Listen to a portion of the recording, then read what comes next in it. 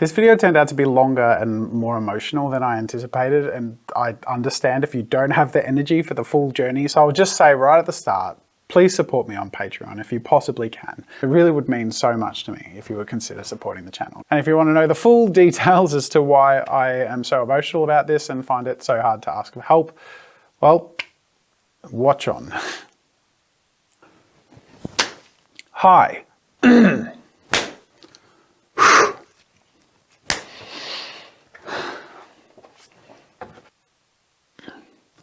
Today I've been feeling incredibly anxious and scared and overwhelmed, and I feel like I need to be honest with you.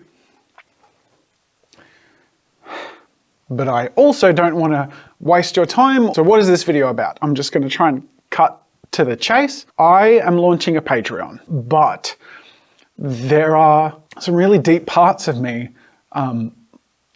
that are really struggling with it. And I want to open and enter it in the right way, which may not be the most elegant way, but honesty really matters to me. And I feel like if I all of a sudden launched a Patreon and put a smile on my face, if I did it with fanfare and promises and I don't know, more exciting content, that would be the smart way to do it. But it would also be fake. I would not be feeling that on the inside, at least to start with.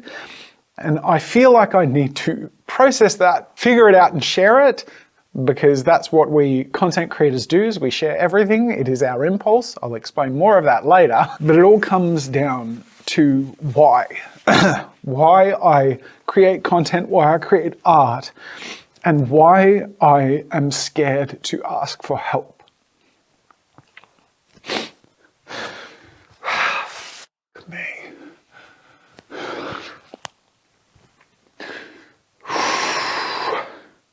The most melodramatic Patreon launch you've ever seen. I feel like I'm already really messy in all of this, so I'm gonna create subcategories and we'll move forward with a plan. The first subcategory, my why. The second subcategory, my fear. The third, my dream. So let's start with my why. Like I sort of explained in my Draw My Life video that I made almost 8 years ago. Holy shit, I've been doing this for a while. I grew up in a large Mormon family. I was the second youngest, and my youngest brother had a hearing impairment. So in a large group of children, I feel like the attention sort of generally skipped me, both because there were a lot of people and because there were obvious needs with my younger brother's hearing impairment. I think if I'm honest, combine that with the fact that being raised in a Mormon culture, there's a constant presence of a judgment of your worthiness. For me, as a person, this was a monumental impact. I take everything at face value. I take everything someone says as honest, whether they mean it or not. And as a result, in that culture growing up, I always felt unworthy. I always felt judged, and if I did something wrong, I saw it as so monumentally more wrong of me as a person than I needed to feel. Combine that with being in a big family and then moving to high school and being the youngest in my class and with no friends and not having many social graces and probably having ADHD but not being diagnosed. I didn't fit in. I didn't have friends. I was bullied and alone. The mixing pot of all those ingredients and me being a very emotional person, feeling everything very viscerally, meant that could have gone very badly for me. I could have been defeated by those circumstances. But instead, I found an escape in drawing. I used to sit in the canteen area at lunchtime and recess and draw pictures. And all of a sudden, I had this little power. I found this special ability where when I put my pencil on a piece of paper in front of me, everything around me, everyone around me disappeared because I was in charge, I was in control, and I could do anything. And the more I did it, the better I got. And the better I got, the more people noticed me because I could do something cool. I could make things happen that they couldn't. And I found who I was going to be for the rest of my life, and it never slowed down.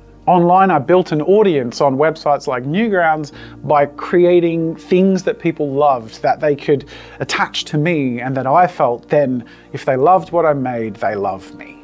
And that is why I perform, and it is why I create. And I like to think, over the many years that I've since grown and become a father and run a business, that I've emotionally matured far beyond those years. I've graduated from some of those struggles I had as a kid. But in reality, who we are is so deeply baked into us that we can't escape it. And I can never escape that child within me, that 11-year-old, and what motivated or scared him, because it still motivates and scares me. So that brings us to our second point nicely, which is what I'm afraid of. Why is this how I'm launching Patreon? I think, again, to contextualize this, I want to use a few other examples. The first was when I'd barely been making a living off of YouTube. It wasn't a lot, but it was enough. And that was a dream come true. But I had this idea. You see, we had this old ruined garden shed out in the backyard. It was moldy and rotten and falling apart, but it was a big shell of a building that I could see how to use. I knew we could do more and go bigger and create even cooler things. And I knew the way to do that was to ask for help. So I sold art prints and some original art, and we created the plan and we set up the page, and I felt on launch day then much the same as I feel right now. See, on launch day, the day that we hit live on the GoFundMe, I wasn't like, yeah, let's do this. We're going to crowdfund to fix the garden shed so I can do more stuff and people are going to help out. I was fucking terrified. So much so that I asked my wife to not disturb me. I went into the studio, I locked the door. I said, don't bring it to me. I don't want to know. And for hours, I just ruminated and tried to shut out the entire idea. And what actually followed was my wife ignored my rule after a couple of hours because we were getting so much overwhelming kindness and support that she had to show me. She had to show me that where I was at in my head is not where other people were at with me. Like, no one's being negative. No one's... I've been so scared. I didn't even want to do this. But we decided to do it because we thought it was the right step to take. This fundraiser was never about money for us. It was about what we can make. And you all have shown that not only you want us to make that stuff for you, but the love that it has shown just reinforces to me that we have the best community on the internet. Like, it's so special. It's amazing. And I still hardly believe it, because I still hardly believe that I was worthy of it. I felt much the same when we were about to launch the Ultimate Creativity Collection. I put all this work into this big box with all my different dreams and passions and all these different themes and everything I'd carefully thought about and curated, and it felt weird to feel so emotionally conflicted over a product, something that I'd put together to sell. But I think because each individual box represented something that I deeply love, and I want to share that. I want other people to be lifted out of their own circumstances or vulnerabilities and discover how much creativity can give you and how much you're capable of. There are going to be people who are going to experience one or more of these mediums or experiences, and it is going to change their life, and it's going to awaken something inside them. I know that. But as soon as I feel like I'm asking for too much, it scares the crap out of me, because deep down, I don't feel worthy. As soon as the question is, am I good enough for this? Do I deserve this? I fall into this place that I'm in today. When I see other creators who have Patreons, I think, like, of course they deserve support. James Lee, Nerdforge and Squidmar and all these amazing, talented people. And I always have thought, like, yeah, of course they would. And I think in starting my Patreon, I feel like I'm holding my hat out at the same time and thinking, why would people support me when, I mean, look at them, you know? But I've reached a sort of I wouldn't say breaking point, turning point, fork in the road, maybe is the best term for it. And the last time I sort of really hit a moment like this, I did what I'm doing now. I needed to be honest. And that was a video called I Don't Like What I've Become, which was sort of responding to some of the building in inauthenticity in my videos as I navigated the YouTube platform. And something I really felt myself. And so just sort of owning up to that and talking about that and diagnosing it and airing it, I think it really helped the community who maybe loved what I did at one point and drifted away from it, recognize that, okay, well, let's bring that back, and I feel much the same now in terms of where my content on this channel has gone. I have fought tooth and nail to do 2 videos a week. It's more than just providing for myself. I need to provide a workplace, a business, and a livelihood for everyone who has joined my vision and is building this with me. And all of that, at the end of the day, rests on my shoulders. If I'm not performing on YouTube well enough, that's at risk. But what's also at risk is my passion and how much I love what I do. And that was really being tested in the last year in particular. I usually find something I really enjoy in what I do, but at the end of the day, there's only so much you can milk a cow and get something worthwhile out of it. And that is the nature of this platform. And I hit a point where I realized, okay, I need to love what I do more. And a couple of months ago, I decided to go to 1 video a week with the hope to be able to elevate the quality of the content. I'm finding that even now when I'm working towards, filming a video a week, YouTube is making it really hard to stay motivated. The content has suffered and YouTube tends to work in spirals. And if you're spiraling up, it's elating and exciting and you just get this drive and you can just build from height to height. And I've experienced that multiple times.